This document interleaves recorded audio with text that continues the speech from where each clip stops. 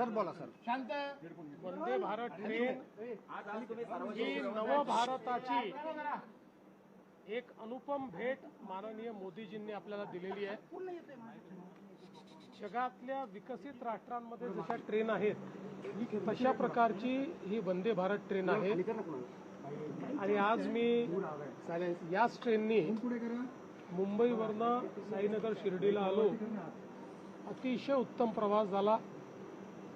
खूप चांगला अनुभव होता. अनेक लोकांची भेटी झाल्या. रस्त्यामध्ये फाईल्सचं काम देखील करता आलं.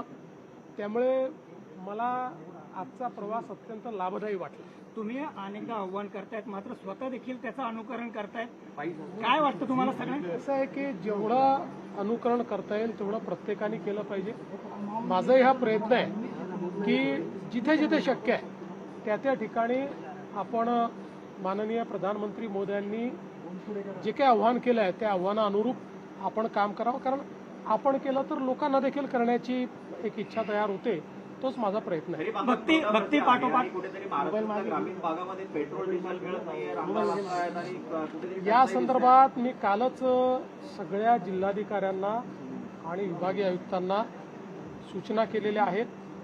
त्या त्या ठिकाणी शेतकऱ्यांना जो काही डिझेल लागेल ते उपलब्ध करून द्या.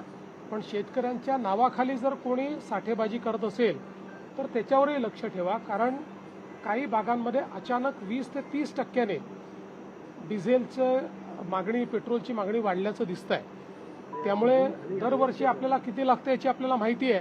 त्यात अचानकपणे जर 20-30% वाढत असेल तर त्यात काहीतरी गडबड देखील असण्याची शक्यता आहे. म्हणून शेतकऱ्यांना त्रास होऊ नये अशा दृष्टीनं त्या ठिकाणी काही ना काही उपाययोजना करण्यास सांगितलेल्या आहेत. काही ठिकाणी जिल्हाधिकाऱ्यांनी RC बुक बघून त्यांना डिझेल देणं सुरू केलेलं आहे. मला असं वाटतं की आपण ते करण्याचा प्रयत्न करू. जगभरातील भक्तीचं केंद्र असलेली शिर्डी आता शक्तीचं केंद्र बनते. काय वाटतंय? खूप आनंदाची गोष्ट आहे. बघा, भक्ती आणि शक्ती आपल्या भारतीय अध्यात्मामध्ये एकत्रितच आहे.